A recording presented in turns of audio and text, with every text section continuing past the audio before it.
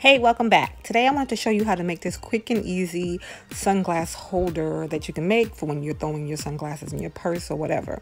All right, so I made my template on my Cricut in the design space, but if you don't have a Cricut, I will show you how you can make the same pattern without a Cricut. But so if you do have one, you could just go into design space and it's just a few simple shapes.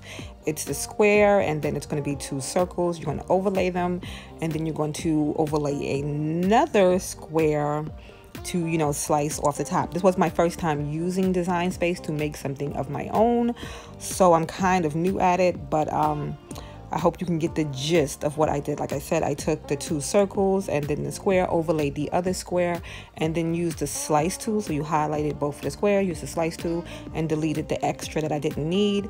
Then I played around with the sizing of the bottom circles and lined everything up, and then highlighted everything and welded it together. While I was doing all this, I also made sure that the measurements were what I needed for what I wanted to do. You can test that and look at it by the ruler on the side, or when you put it down to cut on your mat, you'll see it. All right, but if you don't have a Cricut and you want to just make it yourself, what you can do, I cut the lining different than how I cut the main pieces, which I did on the Cricut. You're just going to make like a rectangle. So I did mine about 9 inches long, and then I did it about 5 inches down. You might want to go about 5.5 inches down, just so you have enough space.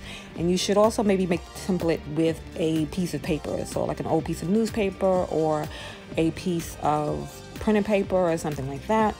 And then to make the bottom shape, you can just take, here is a Clorox bottle, not the small wipes, but the bigger wipes, but just something of a decent size. So half of 9 is going to be like 4.5, so something that has about a 4.5 width.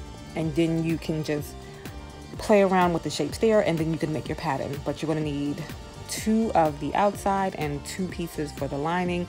I took a zipper. The zipper is a little bit longer. This is a used zipper that I had. And then you're just going to lay out your zipper and just make sure that when it's sewed on, it's going to look right when it's done. I always play around with my zippers and just make sure that they are laying right, because when I first started sewing, I used to always have issues of sewing them the wrong way. So now I'm forever checking and making sure that I lay them out the right way. So once you pin one side, then you're going to pin the other side. You can lay it over like I did to make sure that everything is lining up, and you're not going to pin your zipper all wonky, especially with it being open. And then again, you can double check by closing it when you're done to make sure everything is good. And then you're going to go and close up your zipper. I used an invisible zipper, but you can use a regular zipper. You can use whatever zipper you feel, and it'll work just fine. Once that's done, this is how it'll look, and you should be able to see that your zipper is closing right. And then you're going to come back with your lining pieces. All right, so what you're going to do is take both pieces of the main fabric, lay them right face to right face, and then lay your zipper flat. So you'll see I'm pinning one side of the lining to one side of the zipper, because the zipper is laying flat. And then I'm going to pin the other side of the lining to the other side of the zipper, if that makes sense. If you have any questions, you can just ask me. So once you pin one, then you'll flip it and you'll do the other side the same way. I'm just making sure everything is laying out good, but you'll flip it and then you'll pin that to that side, and then you'll sew both of those, making sure, of course, not to go over the zipper.